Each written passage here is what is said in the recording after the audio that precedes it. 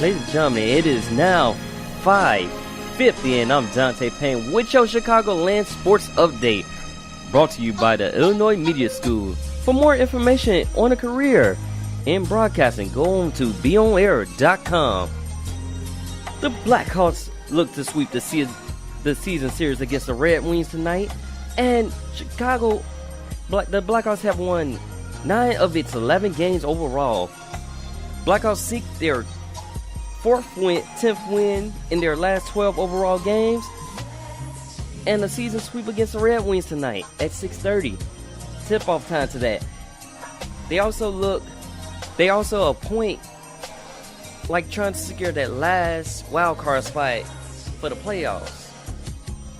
So with this win and the Avalanche loss, that will be able to help them get into that second wild card spot. But let's get it. And this is Dante Payne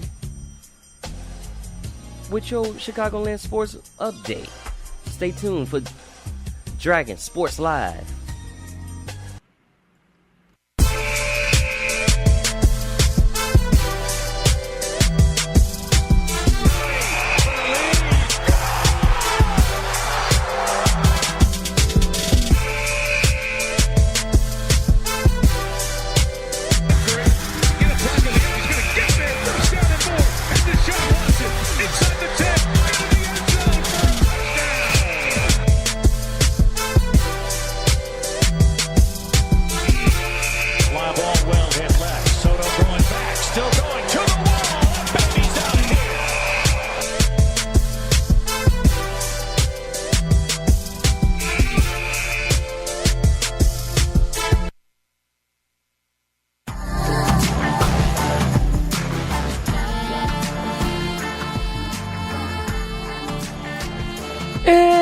Ladies and gentlemen, welcome to another edition of Dragon Sports Live. I'm Dante Payne, your host tonight.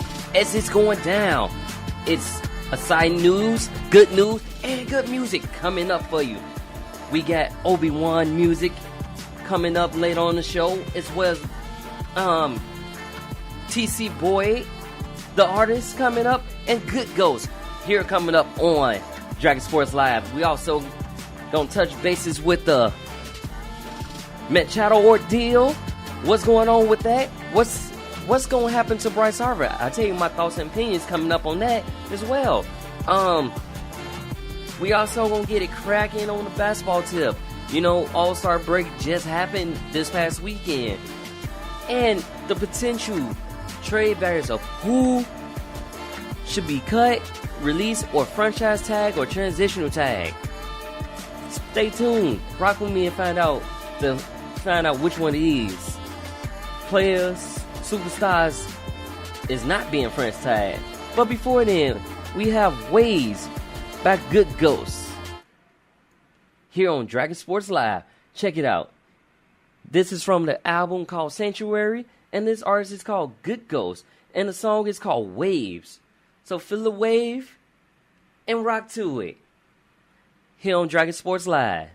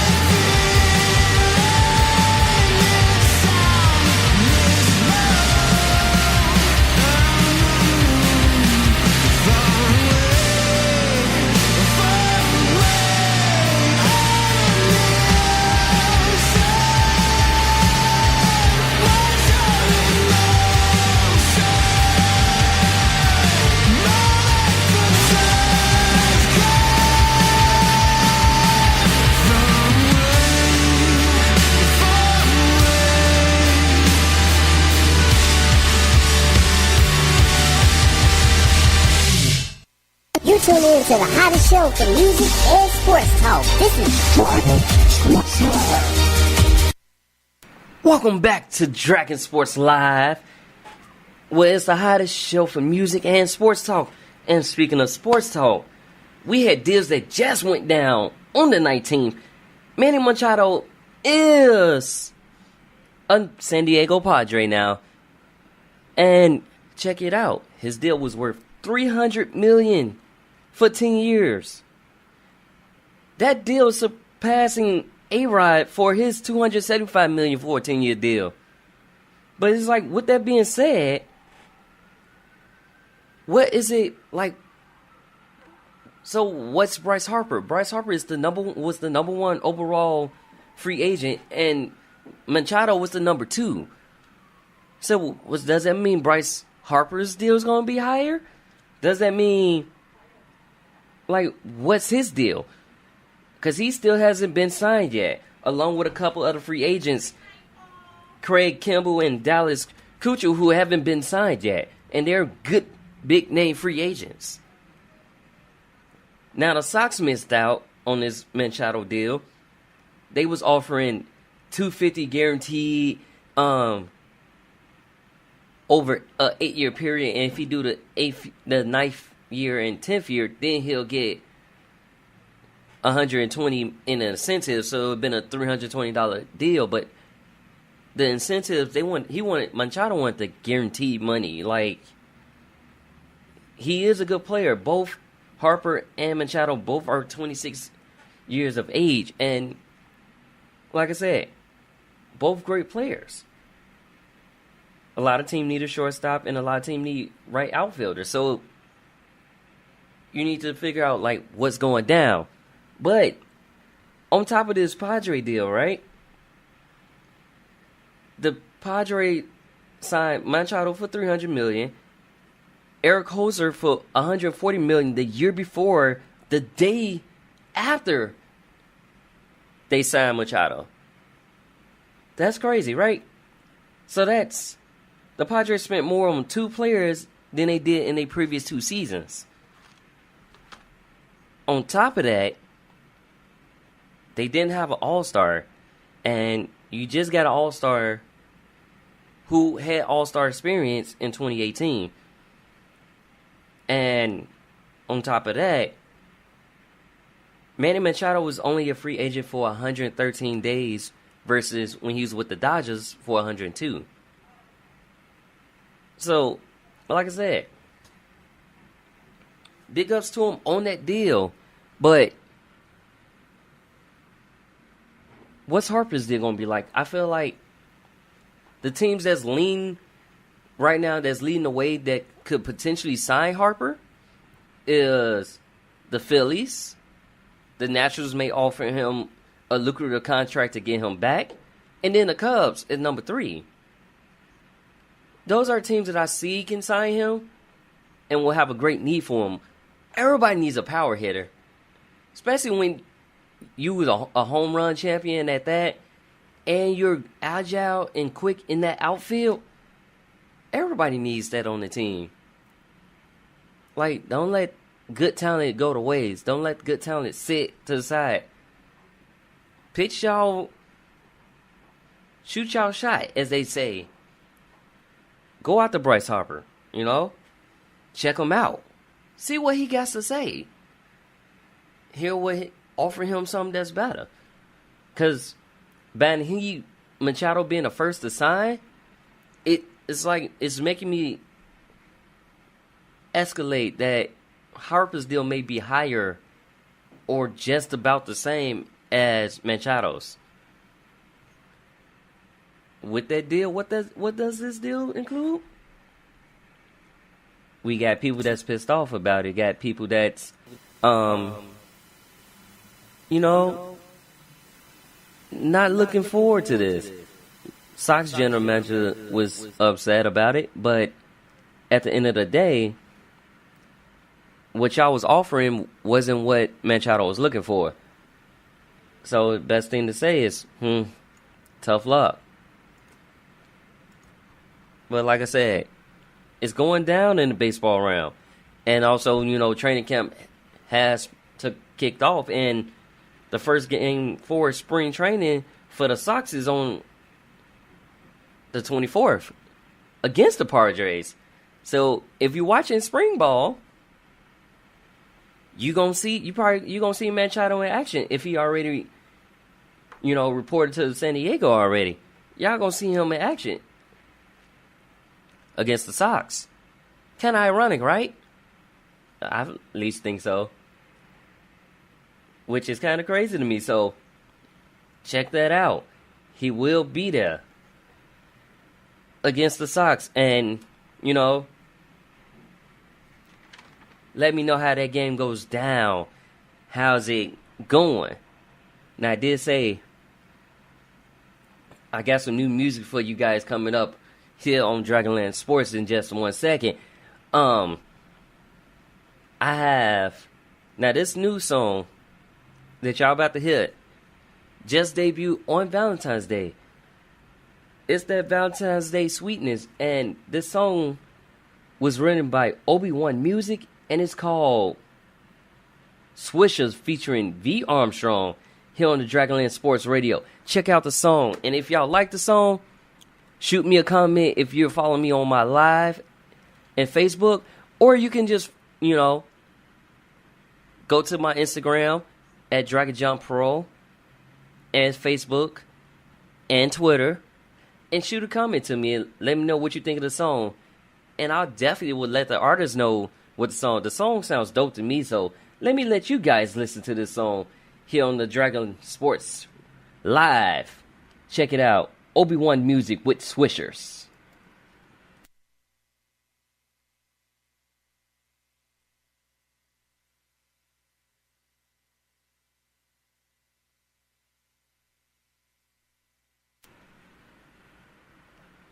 Second thought.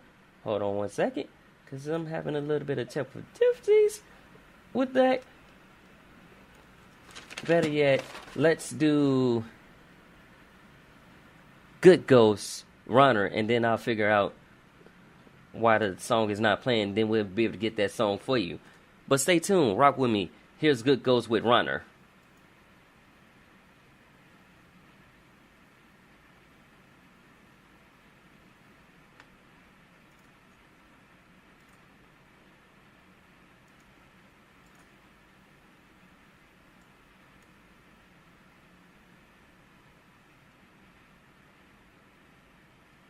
What the?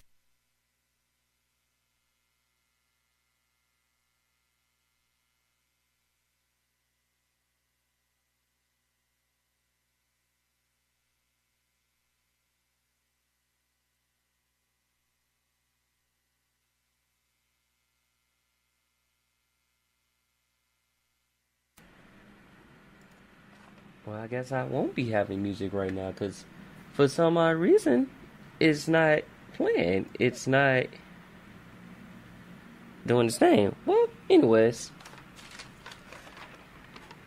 So we was just talking about basketball, right? And we have we just talking about baseball with that Machado deal, which is the biggest deal for free agent history. But now, guess who's back? Who will be back expected to play after the All-Star break? Of course, it's Clint Capella. He's expected to play Thursday against the LA Lakers. Now, Capella is averaging 17.6 points a game and 12.6 rebounds. And with Houston, with Paul, Harden, and Capella in the lineup, they're 15-8. So Harden had to be going a tear since he was missing his key players like Paul and Capella, and you can tell that it was a bit missed because Harden put the workload on himself. So when Harden scores 30 points or more, he was 21-10, and in that span, he's been averaging 41.5 points a game on 27.3 shot attempts. So with Capella back in the lineup, you won't see you still see Harden going hard, of course, but you won't see him doing his thing. Like, you won't see him going crazy like what's needed, because you're going to have somebody he can pass the ball to, with his wizardry of passes that he like to do. Capella is always on the receiving end of that pass. So you'll see him back in the midst for that as well. You'll also see Chris Paul back in the lineup, throwing downs to Capella, throwing downs to Harden, and then going in your face and pulling up on you. You'll see that as well. With them back, you'll see an upscore. So let's see them shake off the rust. He did play a little one-on-one game against one of the backup centers, just to see how's it going out there in this cold, windy city. But you'll see him back in the mix, back in the fold. I give him a game or two before you see him back at that 17.6 points a game average. But never know. He said he felt good, he felt ready to go during All-Star break while he was back in Houston playing one-on-one against one of the centers. And he just, and he's ready, game on. So, it's going down in Houston. That's coming up this Thursday. So, if you rock with, that's a lot of the, you take a break, you get a couple days break, and then we go right back to it in the All-Star game. Speaking of All-Star game, I don't know if how many of y'all got to tune in and watch it, but it was a pretty interesting All-Star game.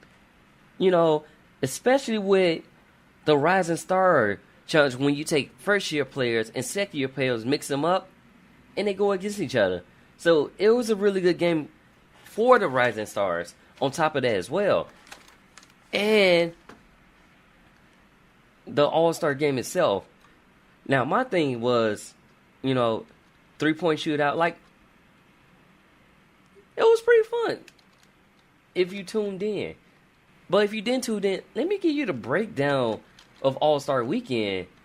Because on top of that, we had a new movie come out, All-Star Weekend, with Jamie Foxx. So that was good too, But back to this Rising Challenge, this Rising Star Challenge. Man, when I say these teams was going at it, they was going at it. Your MVP ended up being Kyle Kuzma with 35 points. And that is the highest point total scored by a player from the Lakers in such a long time. But it was crazy, though. Super crazy. We even had Markkanen pouring in 21 points. John Collins pouring in 12 points and showing off his dunk skills before the dunk contest, showing you what's in store for the dunk contest. Like I said, Kyle Kuzma with 35 points, 15 of 27, 6 rebounds in that game. Impressive, right? Then you had Donovan Mitchell, 7 rebounds, 9 assists, 20 points in that game. With Tatum, 30 points, 12 for 24, 9 rebounds. And Trae Young, 25 points, 7 rebounds, 10 assists. Very worthy, right? And I already said Markkanen with 21 points. Luka Doncic had 13. And Shai Gilgeous-Alexander had 15. So there's a lot of good first-year and second-year players. And they still got room to grow. So with that being said, because you watched this All-Star game, it's you see the talent. And then you got more talent getting ready to come out. If they decide to go into draft, Zion Williams, RJ Barrett, Trey Jones. It's just to name a few of the Duke players that, expected to come out. Now, this is my thing. So I don't watch college ball until March because college season can be long. But it is going down. I do watch some of the games, but not all. We also had Ben Simmons putting in 28 points, 14 of 17 shooting on the night. So, and it's technically, well, no, yeah, it's technically Ben Simmons' third year, but he said he was injured his rookie season, so basically he a red shirt. But like I said, you see the hidden talent in the All-Star game coming from these young lads. Meaning, like, these teams have potential. And on top of that, in the skills challenge, you had Tatum versus Young for the final two to win it all. And Jason Tatum hits a half-court heave shot because he knew he had to hit it before Young hit it. And basically what it was, Young... with Tatum's half-court heave, he knocked Young's shot out, and his shot went in, which allowed him to win the skills challenge. And he just was like, I had to do it before Young, because Young was burning him. It was just like, Young was already ahead of him because he's shorter and he's faster. So he just like, nah, I couldn't let him win that way. I had to beat him. I had to get him out on top of that too. So it was like, yeah, it was going down. So pretty good, interesting, All-Star weekend. But then you go to the big boys, where we had Team LeBron versus Team Giannis, and they was making it rain. From 3-point range. We had Team LeBron scored 35 of 90 from 3-point range. And then Team Giannis was 27. Yeah, 27 of 77 from 3-point range. With Kevin Durant taking MVP honors in that game, 31 points. Leonard had 19. James had 19. Harden only had 12 in that game. And Irving had 13.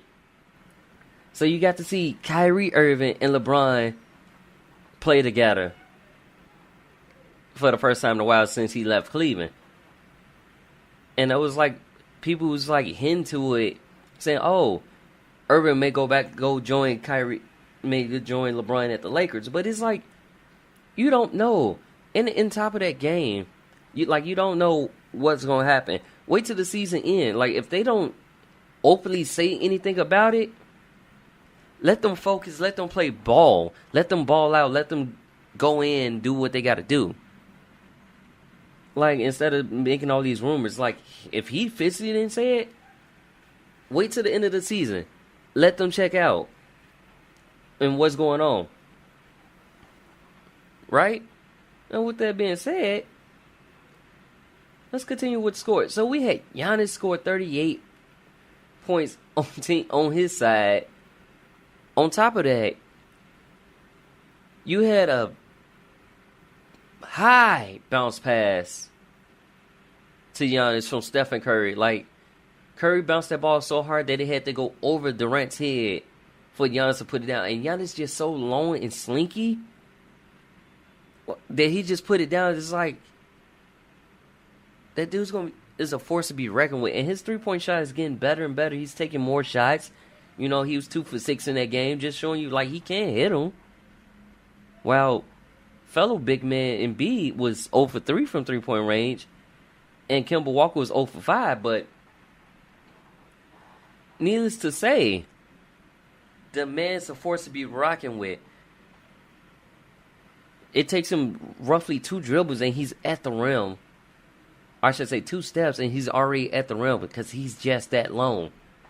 So Giannis Antetokounmpo will be a force to be reckoned with in the coming season.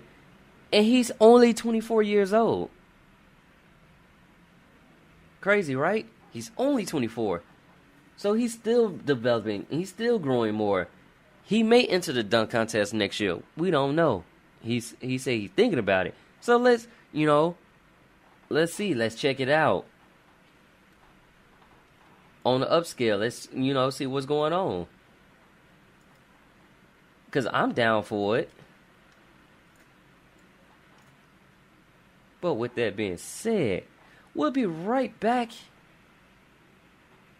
after these commercial messages. Stay tuned, rock with us here on the Dragon Sports Live.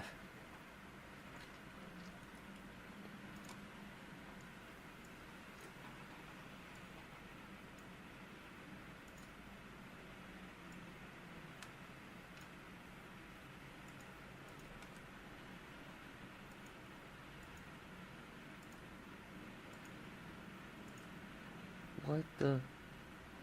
I guess not. So we seem to be having technical difficulties with our program where it's not playing any of the music or anything. So rock with me as while I figure out this technical difficulties. In the meantime, I'll keep talking while I figure this out.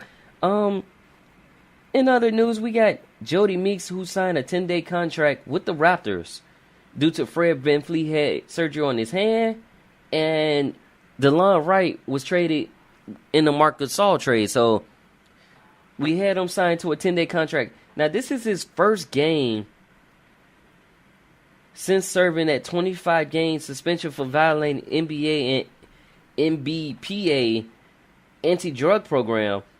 Meek only averaged 9.3 points a game, 30 points, 37.2% from the field in his 531 career games that he has played.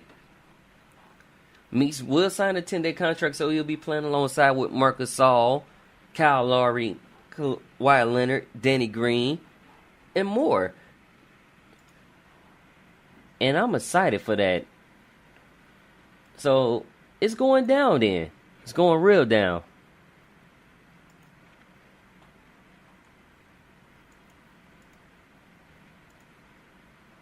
Yeah, it's going real down. And Meek, he's 31, been in the NBA since 25. Yeah, 31 years old.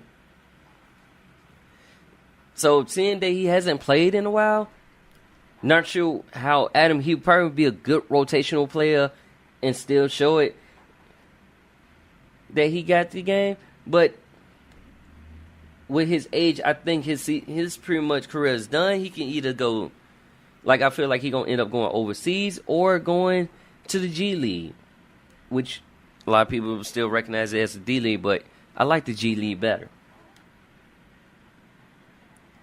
Other news, we had Glenn Big Baby Davis, who avoided jail time by paying $15,000 towards his fees to avoid jail time just because of a pipe bust. He was walking around with a briefcase full of $92,000 in the briefcase, as well as 126 grams of marijuana, or in some people's cases, the weed. Not intention of selling, so they told him to pay the fine to avoid jail time because it would have been 5 years in prison because of that much. But since they got that situation taken care of, they basically, he just paid that 15 and they said they'll drop the charges. But why? You know, you repping, like when you're an NBA player, NFL player, MLB player, no matter what sport you do, if you're on where people know you, you gotta be an example to everybody else. Like, you shouldn't do things that will get you in trouble, knowing the first thing you do, the media will be all over it, and you'll be all over the media, and it just makes you look bad. So, like, did you need to walk around like that? No. Was it critical? No. Or are you just addicted? You know, this is why a lot of players, I should say a lot of athletes that's with the big dogs get in trouble. Because if you didn't do that, you wouldn't be in this predicament. So, with that being said, yeah, it's a lot going on today. And it's really going down today. So like I said, rock with us here on the Chicagoland Sports Radio. More on Anthony Davis drama. Anthony Davis left before the game, in their last game before All-Star break, to go get an MRI on his shoulder, and like the game wasn't even over yet. He just left. He just straight left. He wasn't done. He just was like, okay, I'ma go. But hey, it happens. And on top of that, Alvin Gentry stormed off when he was asked why did Davis leave. But in that whole chain reaction, first it started with Davis requesting a trade from the Pelicans. Then Davis didn't get the trade by the trade deadline, so he was still on the team. And then you get injured, and it leads to Dale Demps basically getting fired because you didn't uphold his trade request like he requested to be traded. So you didn't uphold it. So a request allows him to be fired, which caused an uproar in many different things, which caused them to, like Davis did play an All-Star game. He only played 5 minutes. Well, I should say 12 minutes in the All-Star game.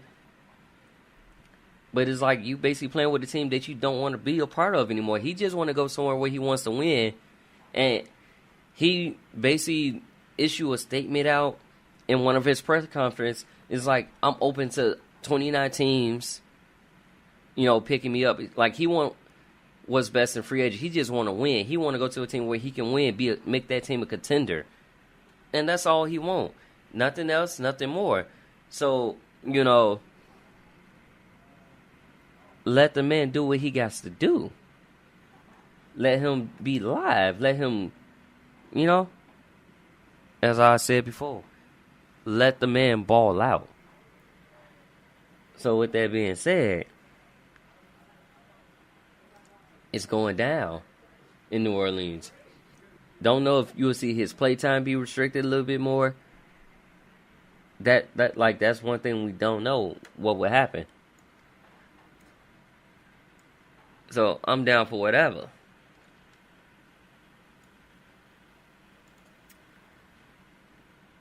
Now, don't know what's exactly going on with the mixer, per se. But for some odd reason, my music or anything is not playing. I can still talk to you guys.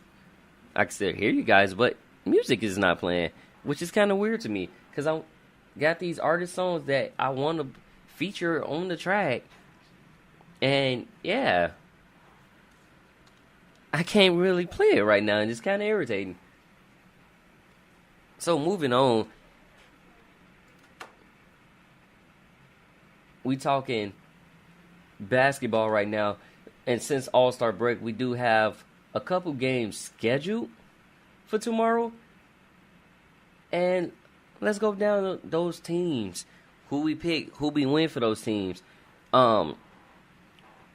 Tomorrow's matchup, we have the Phoenix Suns versus Cleveland.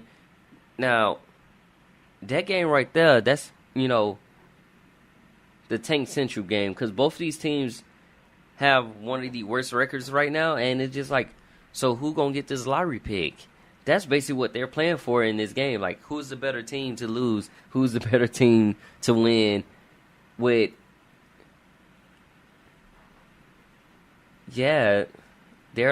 Phoenix is 11-48 right now. And they on a 15-game losing streak right now. So can they snap that losing streak against the Cavaliers, who's on a 1-game losing streak, and they're 12-46? Can they snap it? We'll find out tomorrow. Tune in. Yeah, tune in 6 p.m. If you got the apps, tune into the games on the apps. Best way to roll. I like using the apps because when I'm on the go, I'm always moving. So it's like, I never know what's going down. How is it going down?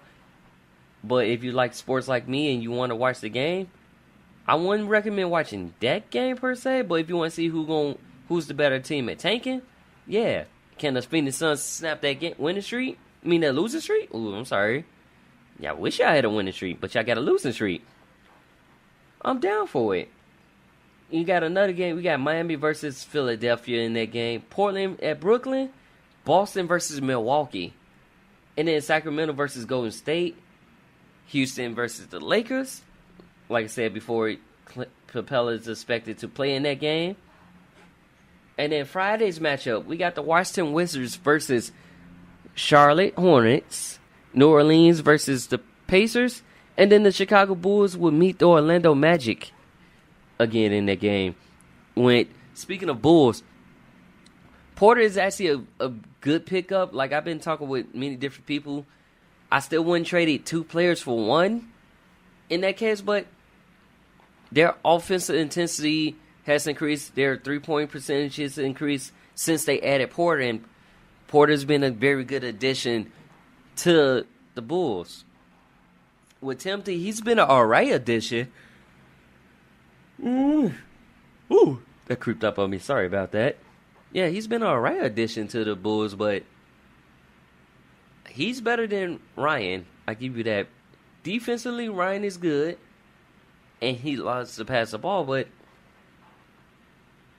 I would take Timothy over Ryan any day, any time. Moving on, we got San Antonio Spurs versus Toronto Raptors. Detroit versus Atlanta. Minnesota versus New York, and LA versus Memphis. Denver versus Dallas, and Utah versus Oklahoma City. Now y'all know those matchups. Let's pick who win. In that Utah-Oklahoma City game, I got Oklahoma City to win. Paul George and Westbrook, that duo is sickening. You got Westbrook getting triple-doubles while Paul George give you like 30 and 10. So I'm definitely taking OKC over Utah in that game. The hometown favorites to win that game. And then the Dallas-Denver game, I'm taking Denver. Denver's been on the tear, and it's the surprise team currently in the standings right now. Like, I wasn't even expecting Denver to be up there in the standings. Like, they looking great they've been looking great in general. So it was like, right now they're in the number 2 spot, just 2 games behind Golden State right now. Then you got Oklahoma, Portland, Houston's in the 5th spot, Jazz, San Antonio, Clippers. So a lot of these games this week is all conference games. Now that I'm looking at so it's going down. Lakers currently sitting out of the playoffs. So, like, if the playoffs was to start now, Lakers would be outside looking in, as well as Minnesota, Dallas, New Orleans, Memphis, and the Suns. They'll be outside looking in. But it's 24 more games to go in this season.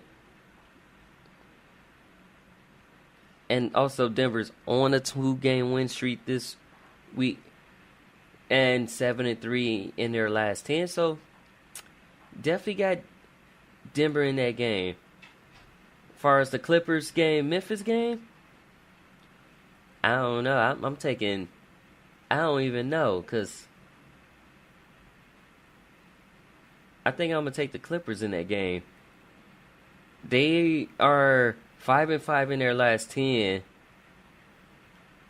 and is on a 1-game win streak, while Memphis is on a 2-game win streak and dropped 4-6 in their last 10 games. So I'm taking the Clippers in this game, and like the new additions that they added to the Clippers is benefiting them pretty well. So, like, you got Winston Chandler, Patrick Beverly, Delgado, Garnari, Gidgers Alexander, Jermichael Green, who they picked up, and Howell, Mobley, Robinson, Shannon. So they got a pretty good, decent squad. You got Lou Williams coming off the bench. You also got Zubac, who they picked up from the Lakers in the last minute trade, who's a good young addition, weighing at 240 pounds, 7'1". So they got some good pickups. I definitely would say that. It's going down.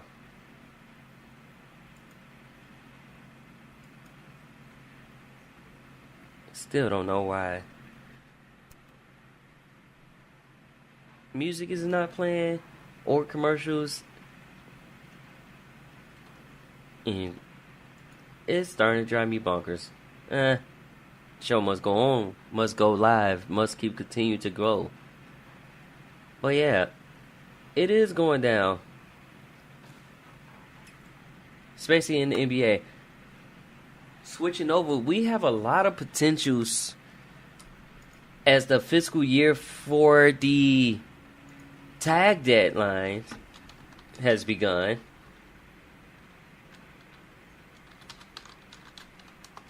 Who you guys think will be tagged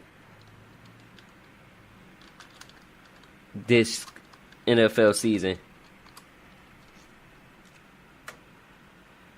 Who will be tagged is the real question.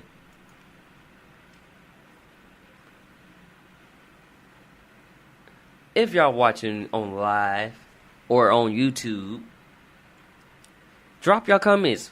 Who y'all think would be tagged as far as the NFL season this year? Who's going in? Like, because you can, as of yesterday, NFL clubs can start tagging, designating franchise tag or transition tag, and that window closes March 5th. So, who would be tagged? Definitely not Le'Veon Bell. It'll be absurd for him to be tagged for a third straight year. Now, it'd be absurd, and he wants out anyways. So yeah, he wants out. He wants to be gone. So yeah, who do y'all think he would be tagged? Him and Brown both are gone. Brown requested a trade, and he's open to any team that'll give him an opportunity.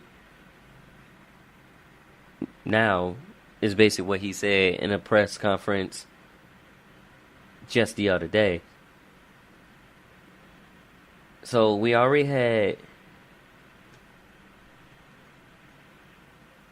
Greg Rosendahl break down players we might expect to get tagged. And one of those players was DeMarcus Lawrence for the Cowboys.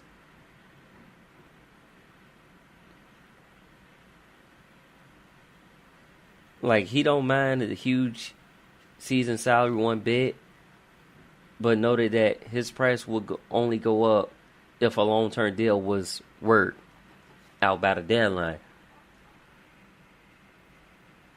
So, and I think he deserved it after he had a great standout campaign this past season. We also have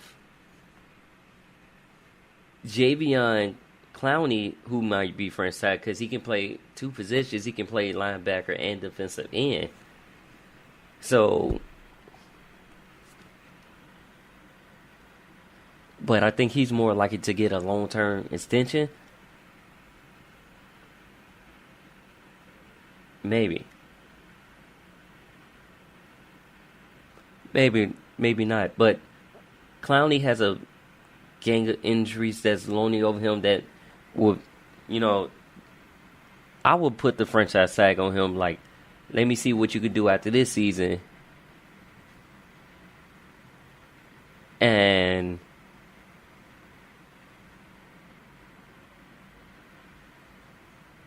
probably potentially kick the can down the road year before deciding whether they can afford to pay J.J. Watt and claim top 10 defender money at the same time. So, yeah, that's the reason why I will use franchise tags on those players. Another person who is open to take franchise tag, Nick Foles. Foles brought back his freedom from a cool price of $2 million, and now the Eagles are expected to place a franchise tag on him as a processor to potentially trade.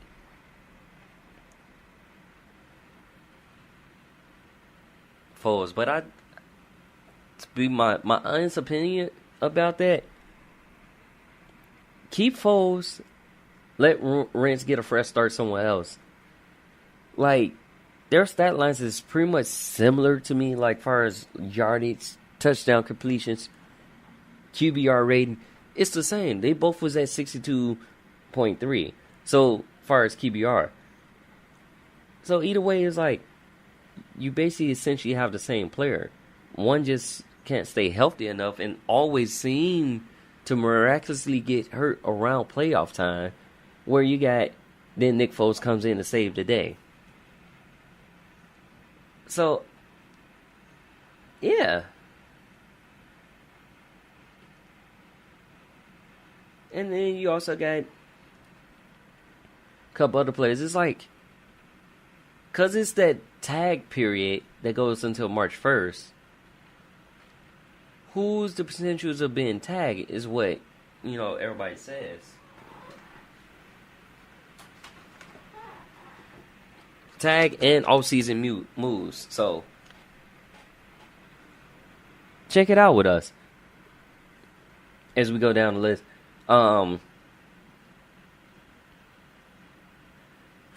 Frank Clark may be another person tagged for the Seahawks. Because, it's very few edge rushers who provide steadier pressure over the last two seasons on the quarterback. You need that on the team. You want to be able to get to the quarterback to get as many sacks as possible. So if y'all want to keep the man, I would tag him.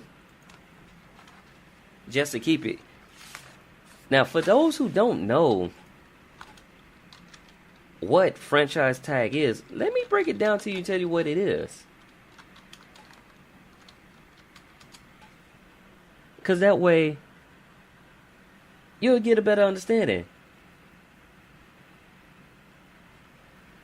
Right? So here it is. In the offseason, which in meeting free agent teams will want to keep, one of the most important things is franchise tag is a more or less of a last resort for teams trying to retain their best unrestricted free agents.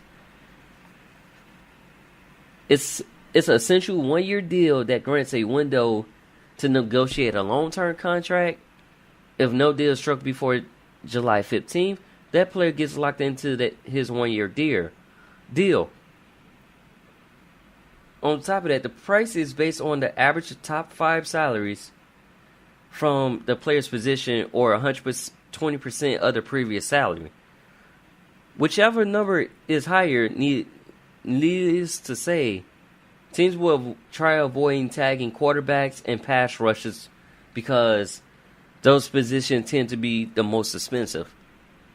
So that's why they, avoid try that. That's why they go out the running backs, receivers. But you got two types of tags. You got the exclusive and the non-exclusive. The exclusive tag is the only with the original team allowed to negotiate the player. The non-exclusive tag allows other teams to negotiate with the original team, given the choice to match any offer. Quarterbacks is, averaging 21.3 or 21.4 million against the salary cap. 12.3, and then receivers is 15.8. So that's what the franchise tag is. The transitional tag, which is another tag that's used, that has a whole different meaning. It's a tool that is used for teams to retain unrestricted agents as well, unrestricted free agents, and it guarantees the original club the right of first refusal to match any offer made with another team.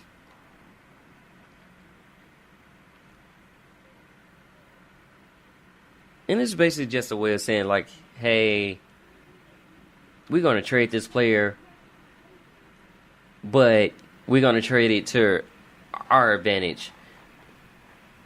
And that tag is rarely used.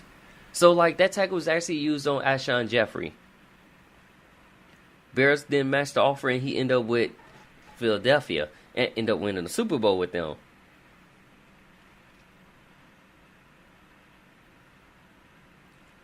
So, yeah. And the cost is a little bit different. It's a little bit lower than franchise tagging. Because you like franchise tagging, I feel like you're the face of the NFL type thing. You're the big man. You top dog. And there's also a way, like, we probably going to work a potential long-term contract with you. So, that's why we do the franchise tagging. Do I say it's good? Maybe, maybe not.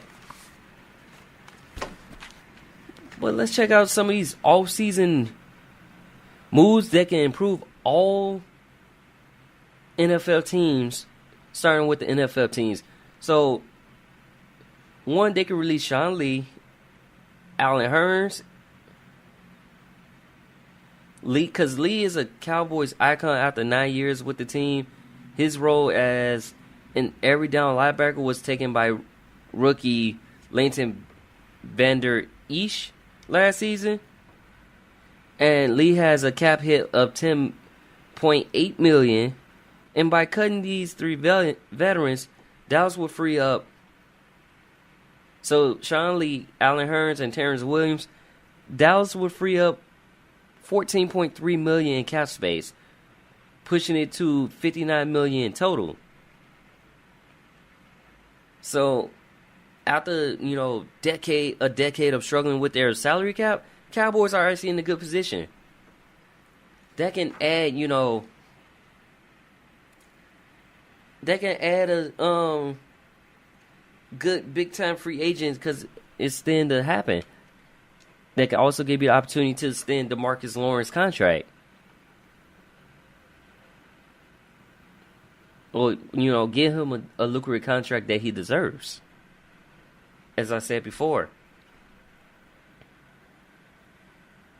But they can also help you stand, because Prescott will be entering his final year of his 4-year contract, $2.7 million deal that can give you the opportunity to extend Prescott's contract. So it's like, with that being said, release those players, because you got younger players. Like, granted, like, I feel bad saying, like, hey, just cut them. Either put them in a different position or, keep them as veteran and just take the cap hit. If they're good, keep them. If they're not, ship them out. That's just the way this business works. This is how, we get it. And also on top of that, re-sign Amari Cooper.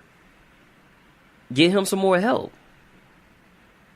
So with that cap space, if y'all in excellent position, get some more help for him. Tune in with him. For the Giants, franchise tag Landon Collins. Giants are still recovering from subpar drafts under Jerry Reese. And the only players left on the roster from a 5-year stretch of Reese drafts between 2011 and 15 are Collins and Odell Beckham Jr. So losing Collins one of the few young building blocks that the Giants have on defense, will be a step backward for the team. So, do what y'all can to keep him. Either give him the franchise tag or, give him a decent contract. And it's time to, every quarterback has his downfall. And it's like, yes, you brought them a Super Bowl ring, but I think it's time to move on from Eli Manning.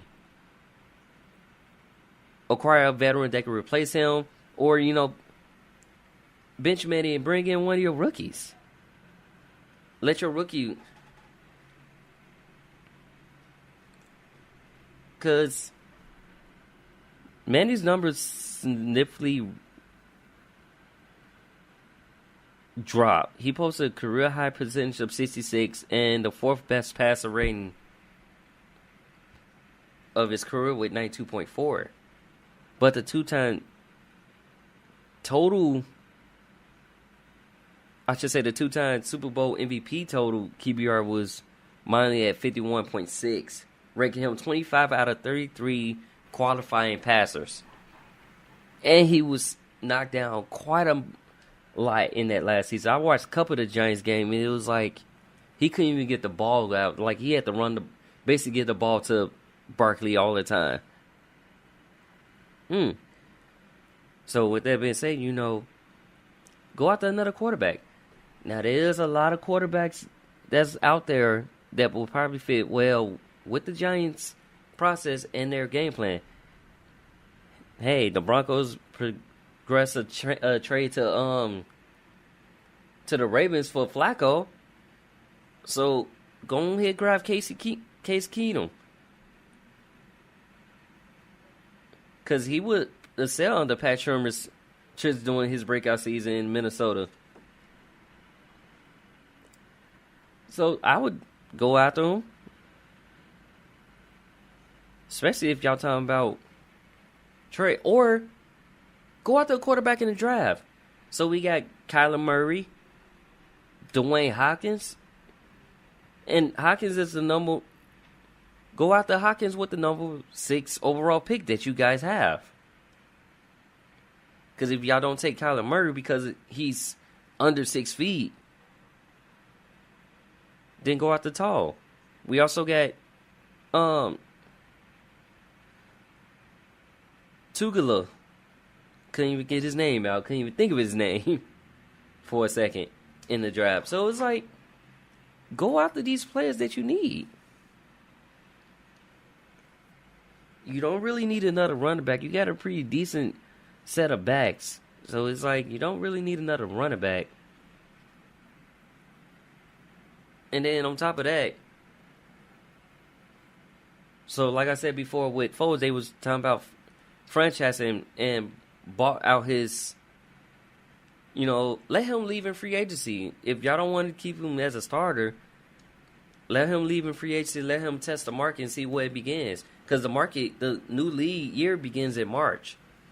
So that's when you can officially make your trades,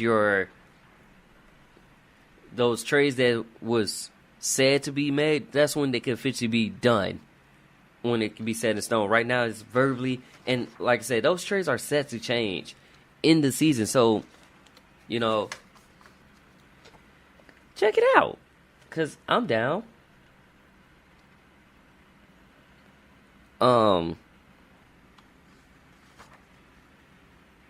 For Washington, proceed as if Alex Smith isn't coming back. That's the best way I can look at it. Proceed as if Alex Smith isn't coming back. Because he's broke a fibula and a tibia. And so think about it as if he's not coming back. That's how I would look at it as. So draft a quarterback. Go after another quarterback.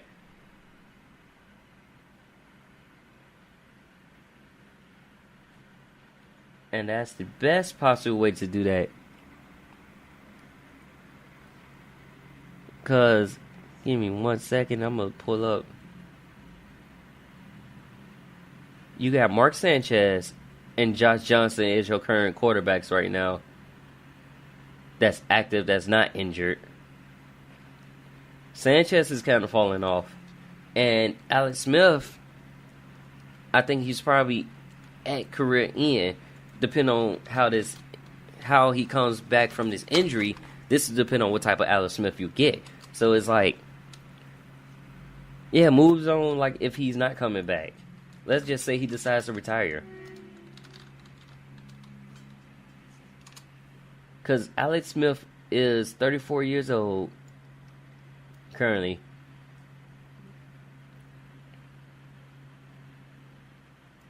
And he's...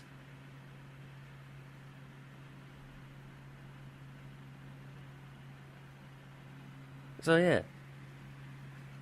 Then, a possible move that you can make, cut Zach Brown after giving the linebacker a series of one-year deals. Sign Brown to a multi-year contract last season, only to sour him during the season. So, Zach Brown only played 101 defensive snaps in the final one, as Washington benched him during Week 14 loss of the Giants. And he's still a very useful player. But if they're trying to go for a quarterback, a veteran quarterback, you're going to need the cap space. So cutting Brown will free up $5.8 million in cap space. And I also say, extend Brandon Sheriff, who's the 5th overall pick in 2015. Extend him. Like, he missed 2 games in 2017 before he tore a pectoral, which cost him half the season in 2018. Ugh. And reduce Cheryl. It could reduce Cheryl's $12 million cap hit. $12.5 million cap hit for 2019. So if y'all trying to save money and build more on the cap, I would stand Sheriff.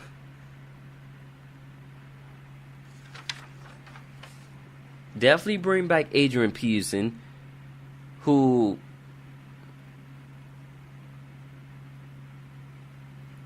it's like, even though he's been from team to team, he's showing he still has it. Like, you went from the Minnesota Vikings to the Raiders, and one point the Atlanta Falcons.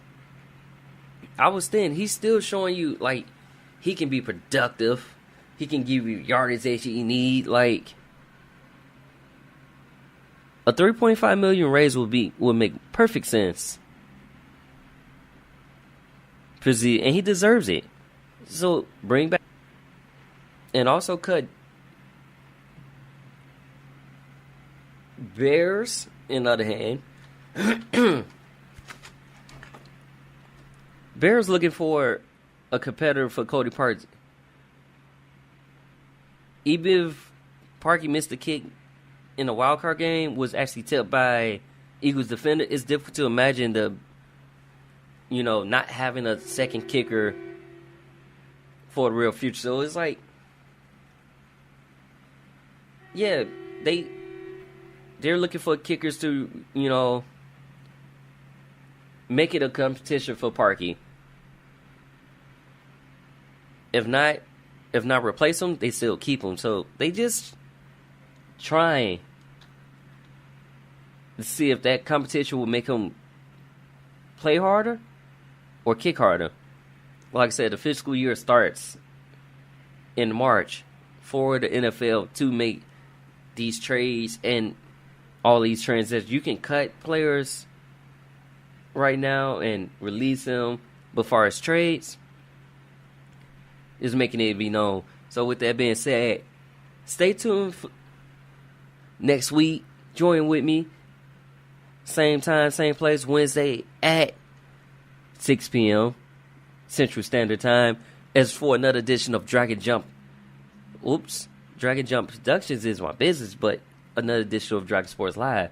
So I'll rock with you guys next week, and I'll be able to figure out what's the problem and get this music fixed. Until then, I catch you guys later here at the Chicagoland Sports Radio.com studio. This is Dante Payne, and I'm signing off. Deuce.